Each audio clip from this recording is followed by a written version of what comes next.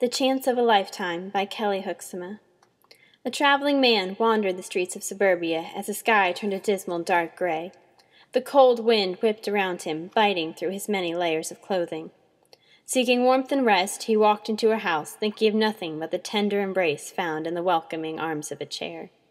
As he opened a door and stepped into the warmth of the house, he saw the chair he'd been dreaming of. Every eye turned on him as he entered, every mouth froze in shock at his dress. The man wore rags of all shapes, sizes, and origins. The top layers of rags were filthy, containing every shade of gray and brown imaginable. And yet, underneath those dull layers were hues of blue, purple, green, and gold. They peeked out from behind the grays, winking at the family gathered on the couch, as the man fluidly made his way across the room. He didn't notice anything except the fire and the beckoning of an armchair. Sinking into the chair, he let out a sigh of much-needed relief pass over his lips. Slowly, deliberately, soaking in the heat from the fire, the traveler sat with eyes closed for a moment, opening them as he finished exhaling a second heavy sigh. While the man had learned humility over the years, his knowledge of social norms was still limited. Not fully adjusted from his prior life, where he was permitted to enter wherever he desired, the traveler didn't think to knock on the door before he walked into the young family's home. The day's trance he was in permitted him from noticing the others in the room. In fact, 5 sets of eyes were fixed upon him. Each face was contorted into a different image of bewilderment. The wife's jaw had fallen upon his entry to the room. Her mind was a wordless explosion of shock. Her husband sat, frozen stiff, with furrowed eyebrows and set mouth, leaning in front of his family, thinking of only protecting them. One of the children sat, wide-eyed, not breathing, petrified. Her sister, seated next to her, thought maybe the strange man was a dream. She had been sleepy all day. Perhaps she dozed off. But no, with her mouth slightly agape in wonder, she could taste the stench that permeated through the room from his filthy attire, reaching for her throat, stabbing her nose. The youngest, a boy, sat entranced by the strange man's appearance. Fascinated by him, the child's imagination began to race, creating wild stories of fighting off crazed animals, traveling the world, swimming the ocean, sleeping in the boughs of a tree at night.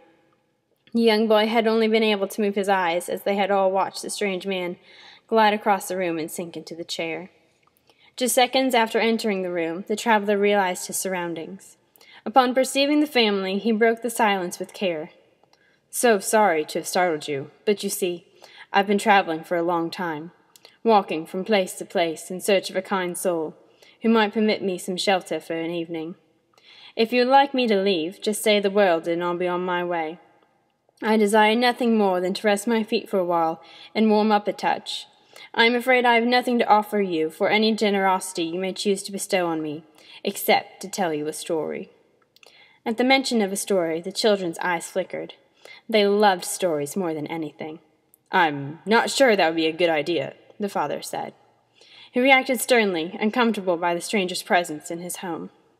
"We can let you sit for a minute, but I think it would be best if you were on your way after that." He could not bear the thought of the strangely dressed, foul-smelling man sleeping up on his couch, while his young children dreamt peacefully upstairs. "But, Daddy, I want to hear a story!" the youngest child blurted out. The traveler could not help but smile at the child's outburst. He replied, leaning forward to engage the child, "Would you like to hear a magical story? One about a princess and her mean uncle?" "You betcha!" the child interrupted. "That is, if it's okay with your parents." "Sir, ma'am, what do you say? Can I entertain yourselves and your children with the story of a young princess?" The children all hoped to hear the story, one by one gaining the strength to tear their eyes off the stranger, to give their father those sad, pleading eyes, which time after time had swayed his disposition. The father paused, not able to respond immediately, seeing the look on his children's faces.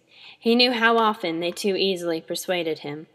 Even so, he had a difficult time trying to deny them joy, and joy they most certainly found in stories.